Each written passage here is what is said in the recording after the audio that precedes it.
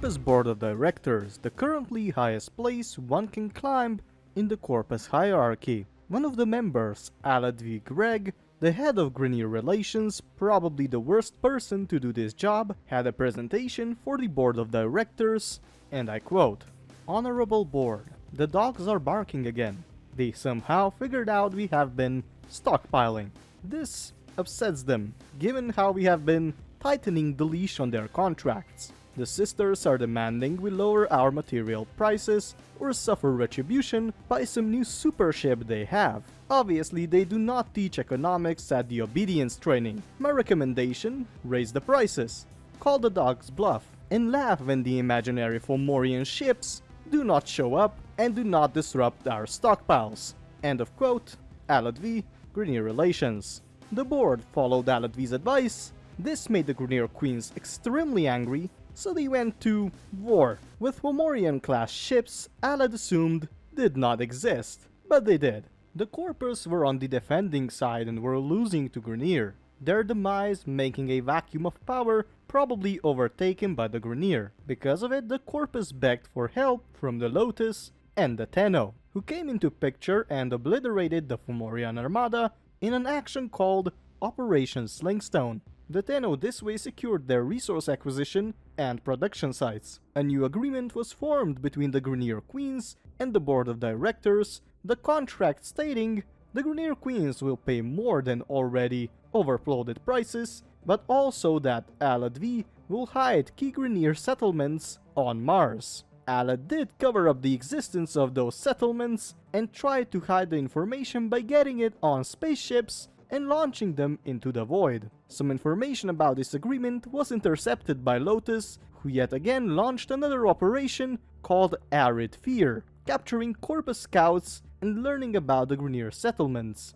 The person in charge of those Grineer settlements was Captain War, humiliated by the defeat and his actions. He went back to the shipyard, production facilities on Ceres, and teamed up with Lieutenant Lech Krill to confront the Tenno who arrived at the place.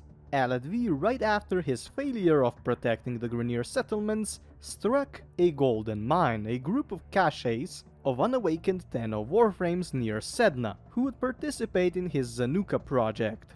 General Sargus Rook of the Grineer ordered Arid to hand the goods over since they were found in Grineer territory, but Arid answered this by amassing his forces on Mars, preparing for yet another Grineer offensive started on Gradivus on Mars.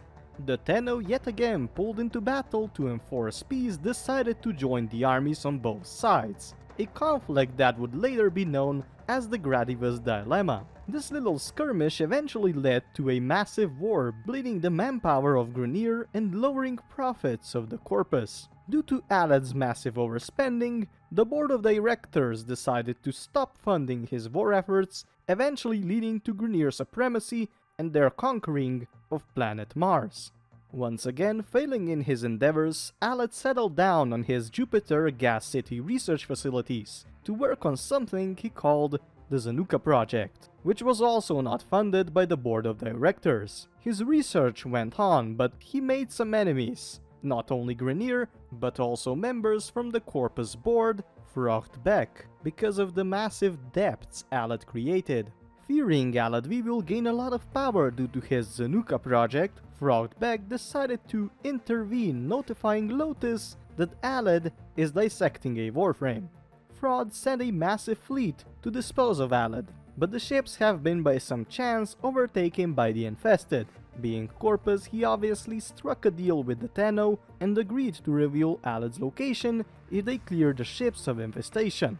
The Tenno did it, Fraud revealed Arid's location, and the Tenno went to his Jupiter research installation, where they found Arid V with a Zanuka prototype, a robot made out of Warframe he controlled with a neck disc controller. The Tenno destroyed the robot and flung Arid V off his installation into the Jupiter's atmosphere. Since Jupiter's atmosphere is extremely dense and the gravitational pull is almost 3 times as strong as the one of Earth's, he quite certainly got squished.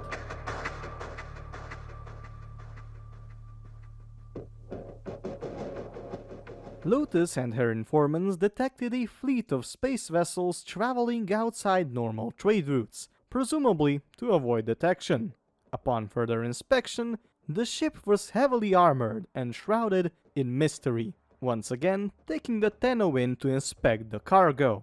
Upon arrival, the Tenno were swarmed by infested, the ship being a massive load of infested tissue and other infested related products. During the Tenno's investigation, the man himself in charge, Arid V, came out of the shadows and via video feed explained that he is researching the infested, even though there was a ban regarding that kind of biotechnology for the cult of Corpus. Nevertheless, he still did research it, experimenting not only on living individuals and other biological life forms, but also the robots, leading to the Technocyte virus. While this might have been an act of developing some big bad biological weaponry, it might have also been the infestation's intentional doing, forcing Arid V into researching the virus, noted that he has had infested tissue on his Zanuka controller, leading to a full-blown infestation empire on Iris. An entire Corpus fleet was exposed to a new strain of infestation, which made it extremely efficient in both infectivity and lethality in the form of hive organisms, reinforced by the Technocyte virus. This once again led to Arid V making his appearance, now infected with infestation, the Mutalist Arid V. He called infestation Unity and unleashed it, this new strain, on the whole system, forcing the Tenno, the Grineer and the Corpus to join in a common effort of survival. The Tenno destroyed most of the Mutalist strain of the infested, but 100% obliteration was impossible. What was possible, however, destroying Mutalist Arid's labs and capturing him. Arid did have a hidden weapon on his palm, however, an infested Warframe, Mesa. The Tenno fought furiously with it, and at the end, they did put it out of its misery. Due to fragments gathered by the Tenno, they eventually found the Mutalist Arid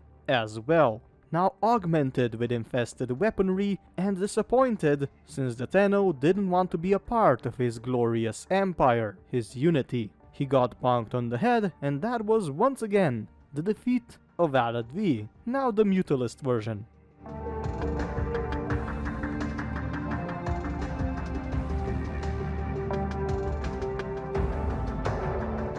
Not long after the Mutalist Arid got served, he contacted the Lotus, asking her, and so the Tenno, for assistance in developing a cure for his disease that could be found in the underwater labs owned by Regor, a Grineer scientist on the verge of discovering the cure for Grineer gene degradation due to their excessive cloning. A deal was almost struck when another man came in, Neff Anyo, proposing a different strategy of destroying Till's labs, Neff fearing for his new position on the Corpus board of directors. Lotus, not knowing who to support, decided not to sway the Tenno to support either. Most decided to support Arid V, however, leading to his eventual recovery from infestation, but still leaving a scar on his face for him to remember the time he made a deal with the devil and to never do it again. A wish not granted. During the massive force of Tenno in the underwater labs of Uranus looking for the cure, one or more was found by sentient drones who broke free after a tomb of a long-forgotten sentient overlord, Hao, was uncovered.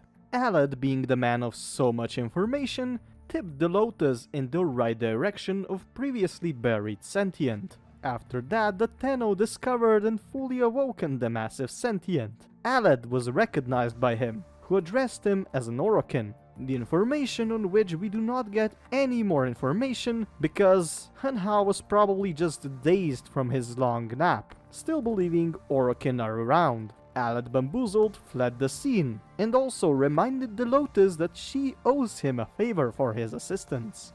He did come back to compliment Lotus on hiding Lua, the heart of all Tenno, also expressing his mind on the Tenno dissections he did and why they had no heart. Before he could actually finish his speech, he got found out once again, and he disconnected the feed right away. The silence did not last long. The favor Alad got from the Lotus was used quite early, as you might have imagined. After the pawns of Hun Hao's servant, the stalkers started to hunt down Alad V.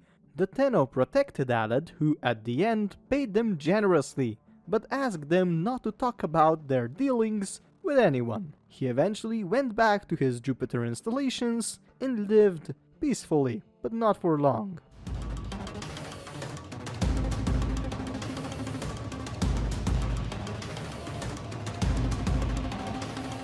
Alad's reputation has severely diminished, with Nephanio's or Valles terraforming project winning the favor of the board of directors. He really had nothing to do but to start anew. He was approached by Regis, an old acquaintance of his, who showed him never before seen old war tech. Alad, not missing an opportunity, made a contract. Regis, without even looking at it, signed it, grinned at Alad, who didn't even have time to find any loopholes. The grin was inhuman. Alad got shocked, eventually realizing he made a deal with the devil himself. Once again, not with Regis, his old friend, but a sentient mimic, the enemy of the whole system. Alad at first tried to defend himself and abolish the deal, but all was in vain. To him, life is profit. Sentient threats of raising his gas cities and leaking the deal to the board of directors would lead to Alad's not-so-happy end. A massive sentient called Ropololist was sent to patrol the cities, and a no-fly zone was put up to hide the sentient Murex ships hidden in the clouds of Jupiter's winds. The development was at first not so successful, till he found an escaped Grineer convict, the Wolf of Saturn VI, a notorious Grineer prisoner who he baited by offering Garn, the prison's warden. Wolf still took the bait, leading to his eventual capture. The Wolf of Saturn VI was experimented on, and eventually fused together by the sentient technology, leading to the first amalgam, a sentient corpus, or Grineer hybrids in this instance, with the strengths of all, but weaknesses of neither. At the same point, Alad also began selling other sentient tech in the form of security conduits, recovering data from the Tenno wrecking his Jupiter installations due to the amalgam threat. All the data was pumped through to the partners until the Tenno discovered the Ropololist, arriving to the Jupiter to assassinate it for good. Alad, once again seeing an opportunity, helped the Tenno in destroying the Ropololist, disintegrating the deal and stopping the amalgam project for good. Finally, free-handed, he was safe to the point of the new war.